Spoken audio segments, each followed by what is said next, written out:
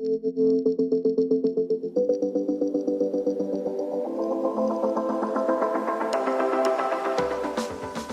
to the Tech Ed Podcast, where we visit with leaders who are shaping, innovating, and disrupting technical education.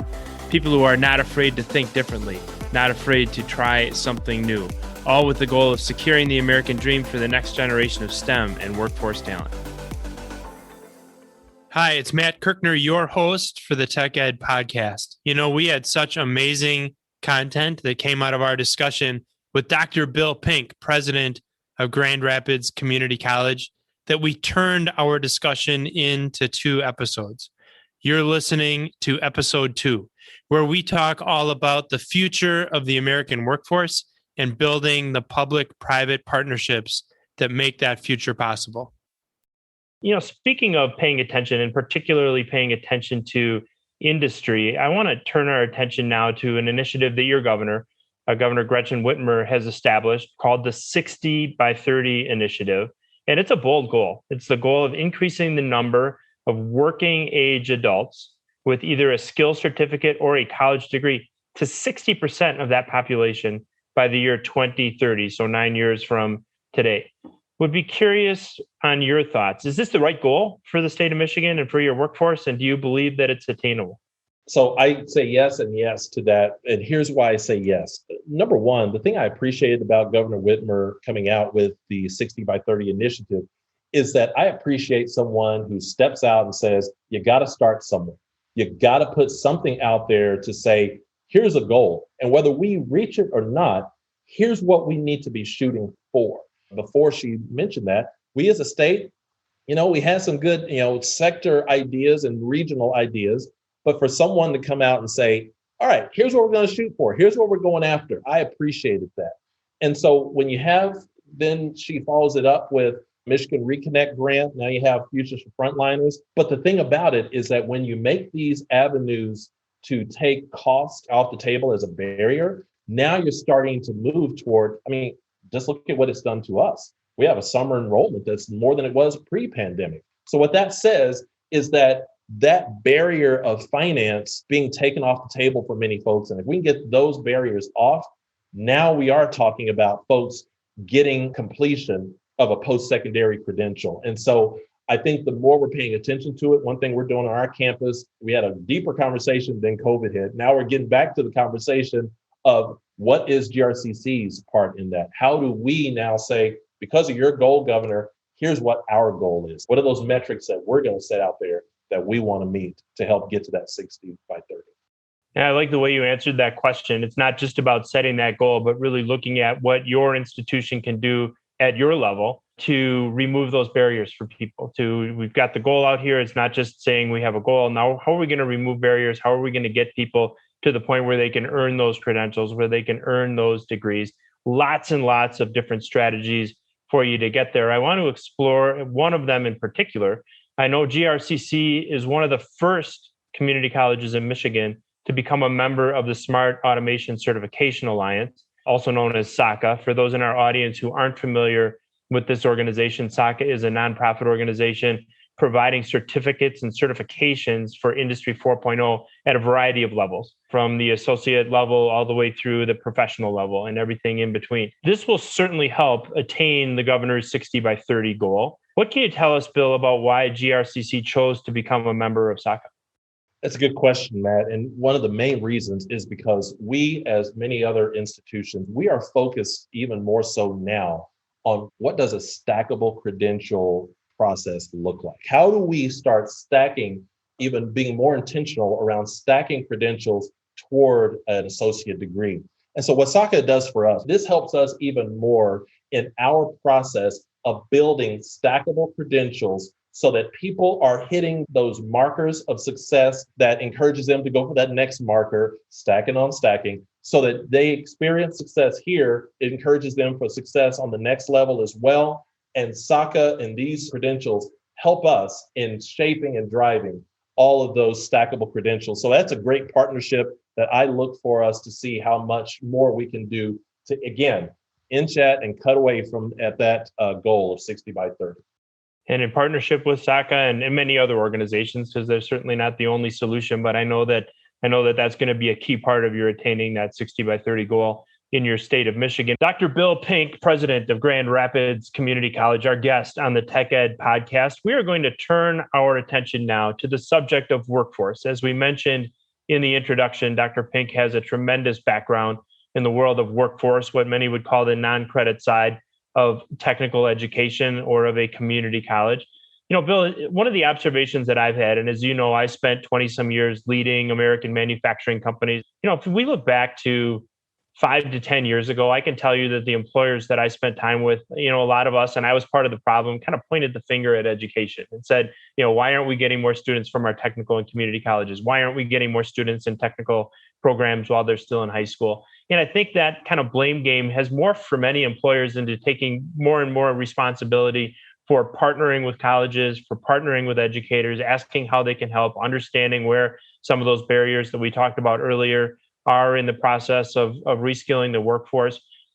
I think more and more employers are starting to see the value of actually owning this responsibility themselves for reskilling their own people, not just looking to educators for how do you get me more skilled talent, but looking internally and say, how do I take these people that I already have and bring them to a point where they've got additional skills, additional competencies, and can add more value in my business? What do you think with regard to the responsibility of employers for the reskilling and the lifelong learning of their incumbent employees?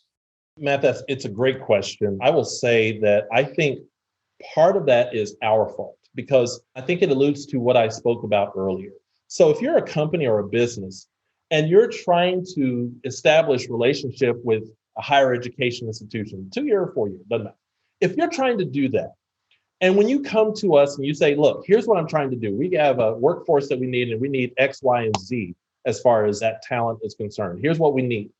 And if we sit there and look at you and say, that is great, it's going to take us about 1.5 years to get that stood up. And we're going to go through that with you, but it's going to be about a year. And I think you also need, so that's our history. And I know that because I've seen it. I've been a part of it. The more that you say that to a company that, you know, it's going to take us a long time to do it, or, well, we can't really build that because you just don't have, you know, we can't just do that for just your company because it just does.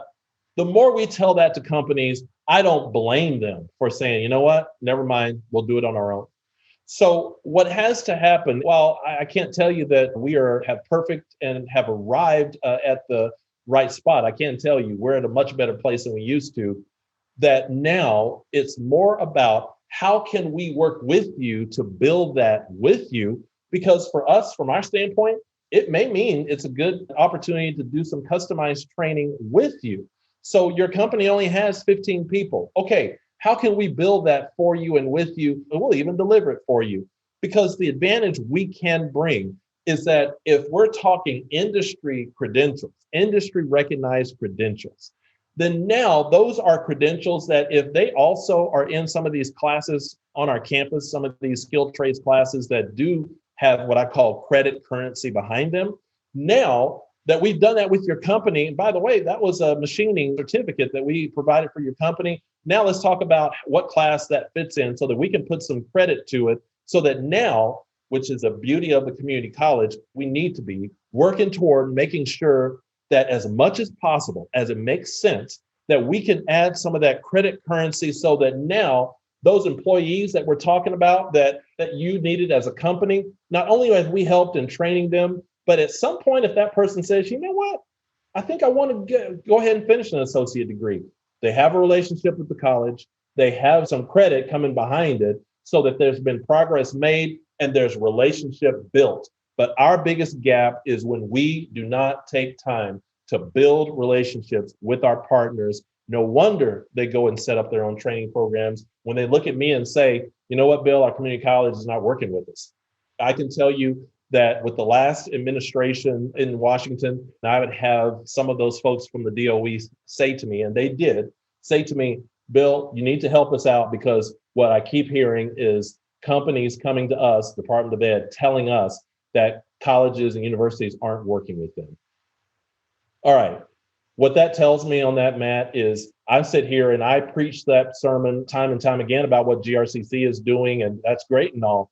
But if we don't have that going on across the country, when it comes to community colleges, then there are gaps that we are creating for our employer partners. Coming to the table and having the conversation is point one that needs to happen, and we've got to do a better job of that. In true Bill Pink fashion, taking responsibility yourself rather than pushing it off on somebody else. I love the way you approach that question. I know you spend, Bill, a lot of time with your industrial employers, and you have just some phenomenal industries in the western part of Michigan where your college is located.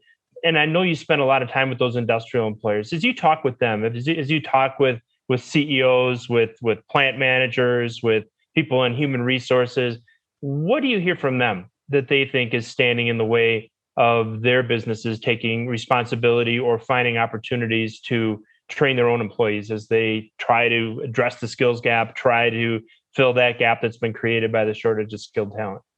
The thing I hear most on that, Matt, and it doesn't matter in these days, it doesn't matter what sector that I'm talking about, all of them, it starts before the idea of doing training within their, either with us or within their own shop. It starts way back here of not even having talent walking in the door. So all of them are telling me, Bill, we need people, we need people, we need people. And I sometimes will say, you know what, I get it, because everyone else is telling me, what does that person look like that you're needing? Tell me what that person looks like. And I don't care if it's healthcare, manufacturing, construction, doesn't matter. They say, well, you know what, Bill, we're looking for someone probably a bit different than what these are. I know that everyone else is looking, but we're kind of looking for someone different. Well, really, who's that? Well, we're just looking for someone who has a desire, who has skills, who has the soft skills, and I'm sitting there going, yeah, that's what healthcare told me too. So what I talk to those CEOs about in turn is moving away from just being focused on awareness, making people aware of what you do, and make sure that awareness is tied to attraction, because it's now competition, not just with other manufacturers to manufacturers. Manufacturing, you're now in competition with healthcare, with IT, with construction. These folks are coming to us and they're looking for that career path that's going to help them feed themselves and feed their family comfortably. And they're looking for somewhere that they feel like they can make a difference. If you're not attractive to them, you can attract an individual here at GRCC. You can attract one of our students who thought that he or she was going to go into healthcare. You have the ability, manufacturing, if you play it right, that you can attract them to your space, because it's all about attraction now. Data in our state tells us that the number of graduates coming out of high school, that number is going to continue to trend down. So that tells us that the bodies are going to become fewer. You need to, industry, figure out what combination of awareness and attraction looks like, so that students look at you and say, that's who I want to work for. Without question, I spent, as I mentioned earlier, quite a bit of time in manufacturing. And we used to say, and I caution employers against saying this, but we used to say, give me somebody that will come to work every day, stay away from drugs, and take a little bit of direction, and we'll turn that into a great employee. One of the things I tell employers is, look, when you tell your educators that's a really good message, but they also might be hearing the message that you don't care about skills, that you don't care about what somebody can do. And I said, if you're going to make that comment, and like I said, I was guilty of doing it too, you also have to say, but if we can find somebody that has a credential, that somebody has a degree that is relevant to whatever it is that we're doing in manufacturing, that's really, really valuable and really, really important. And so it really is about in the culture of the business as well. And we talk about that a lot. Employees have tons and tons of choices now. And it's not just a choice of which manufacturer, but to your point, which industry do I want to work in? And so employers have to look inside and say, how do I make myself an employer of choice so that people want to come and work here? And when they get here, they stay here. I'll tell you a quick story. About 4 years ago, I and my team, I took our workforce training folks, my dean, we were asked to go and visit a company, a manufacturing company here in the region. They wanted us to visit, see what they do, and then talk about how they can develop pipeline with the college to get employees. So went out there, had a great tour, sat down in the conference room afterwards, CEO and HR, all these folks are there. So we start in on the typical questions that we like to ask companies. Not only how much do you pay, but what kind of benefits do you have? Because that's what our students want to know. It's not that they need to get paid a ton of money, they need to get paid a living wage, but they also want to know what's work life like, and they want to be able to see. So when we ask them about that, tell me what working here, compensation, all that, they were very proud to say to us, you know what, we've got a great atmosphere and everything. They said, when a person starts here, you're required to do overtime here because now you get to make more money. And since you're the young person, the low person on the totem pole, you're the one who gets to have those overtime hours. And so we sat there and listened to that. And again, so here's how we have, the way we all have to think about these things. In our generation, that idea of having opportunities for overtime, we're going, cool, let's do it. The generation of our students today, we looked at them, we said, you know what? There are some people that would see that as a benefit. Many of our students, if you tell them that, they're going to walk away because they value the fact that I can work my 40 hours, but they value the fact that after 40 hours, I have my life to live. I make money to not only feed myself and my family, I make money so I can enjoy a lifestyle, and I want to be able to have time to enjoy that lifestyle. So what we have to tell them is that what may seem good generationally in some cases, really in our more recent generations, for many of those students coming out of our doors, that's not attractive. What's attractive is how you're going to pay and how well you're going to take care of them. And so it's so important that we are able to establish a relationship close enough to our company and industry partners where we can have those kind of conversations with them.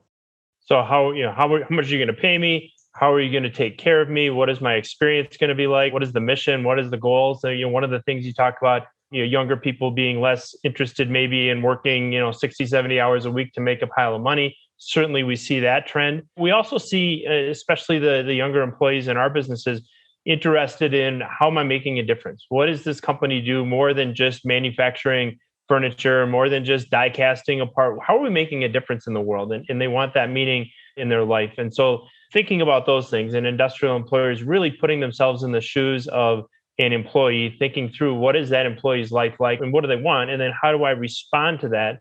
So very important in creating that culture that will attract and retain talent. I think another aspect of that is continuing education for that employee. You look back, into the 1970s, most manufacturers were providing their employees 50 to 100 hours a year of skills-based training at work, provided by their employers, paid to be part of that training opportunity. And I'm a big believer that employees are looking for that as well, that how do we continue to upskill them so that they can move up in our organizations and take on greater responsibility, have more opportunities for themselves and their family. I know that's a key part of what GRCC does with your industrial employers. And one of the things that we hear from industrial employers in terms of partnering with their community colleges on the BNI or the workforce side of the college is they want flexibility. We hear a lot of them saying, look, the community college, it may work great for them to send an instructor to my plant every Tuesday afternoon for 4 hours to teach programmable logic controllers. That works great for their model. That doesn't necessarily work for my model as an industrial employer. I need to meet production requirements. I've got to have my people on the floor. I can't take 10 people off the floor for an afternoon and put them in a classroom. So we're hearing more and more that employers want flexibility in their training programs. Are you hearing the same thing? And are there things that community colleges should be doing to make their continuing education programs more flexible for employers? Yes, we are hearing some of the same thing. I think what we have to be focused on, again, is having the dialogue and asking the questions of what does that need to look like. The thing I would encourage employers to do is to know that we're not only going to have that dialogue with you, but we're also going to have that dialogue with students. And I'll give you a case in point. We stood up a program over in our workforce training area, stood up a program that is a combination ESL and machining program. So bringing in populations that would need both the ESL side as well as the skills side and being able to deliver those in one program. So that program, it was a home run, because we also involved employers in that, because we want to make sure if we're going to do something like that, employer, you need to be standing there as a part of it to make sure that you're also saying to those students, yes, and we'll hire you here as well, because I don't want them going through that for no reason. So what we did with that though, Matt, is that we ask a very similar question to what you're getting at, but we ask it of the students. So when that cohort of students came in for orientation, one of our questions that day was, what's the best day for you to have these classes? Talk to us about the best time that you can do it. Is it a Saturday? Is it a Wednesday evening?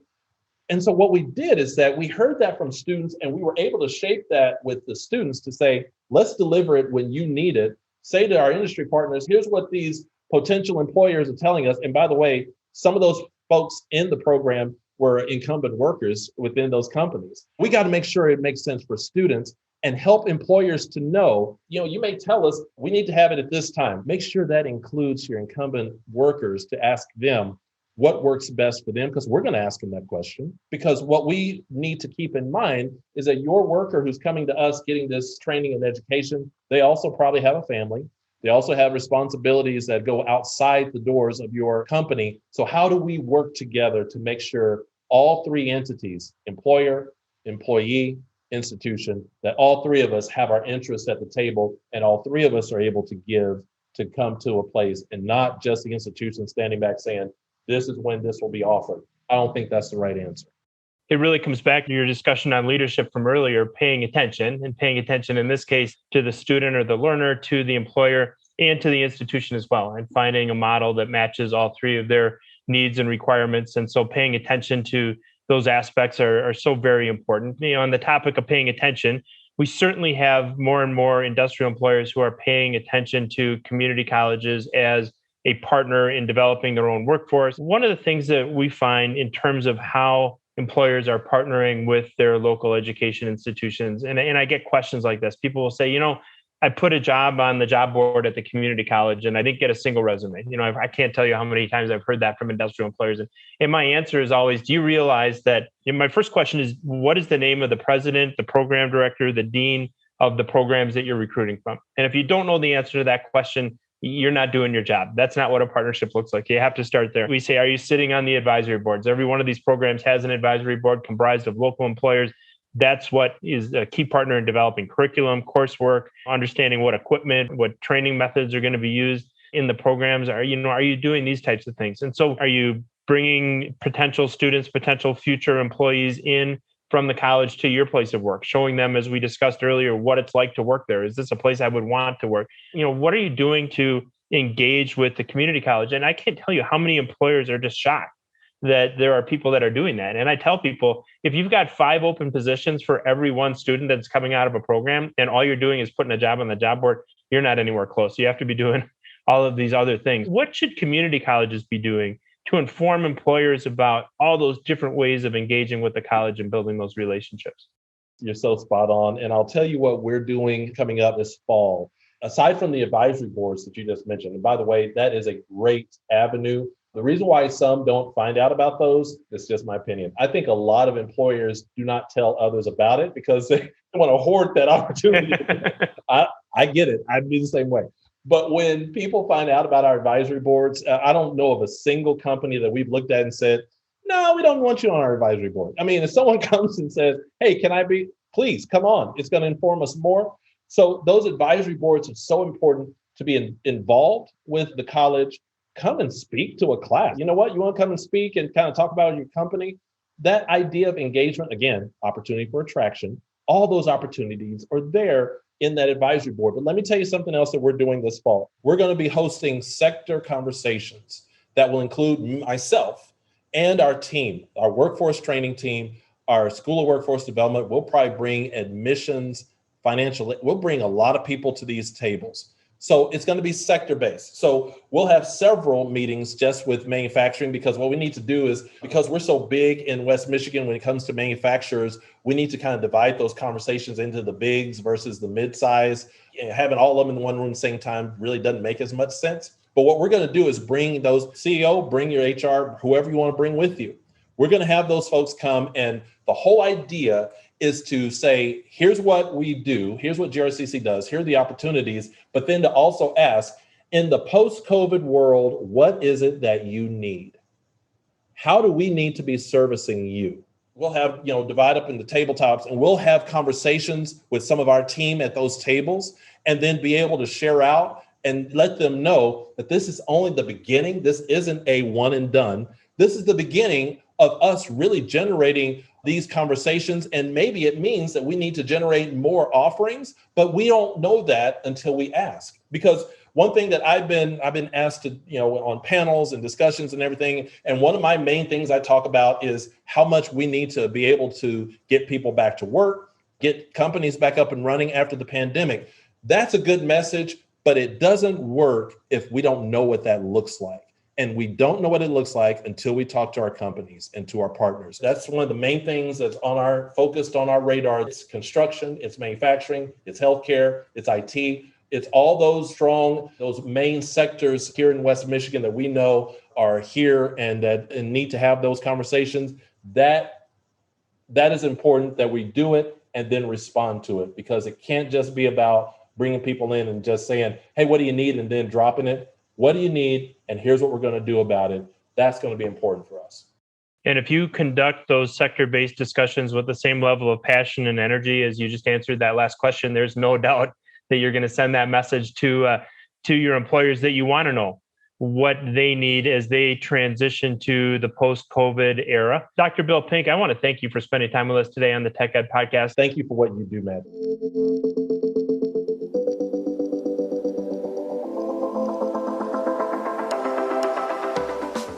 Thanks for joining us for this episode of the Tech Ed Podcast. If you haven't already, subscribe, leave a review, and if you like this episode, share it with a friend. New episodes launch every Tuesday, so listen in next week.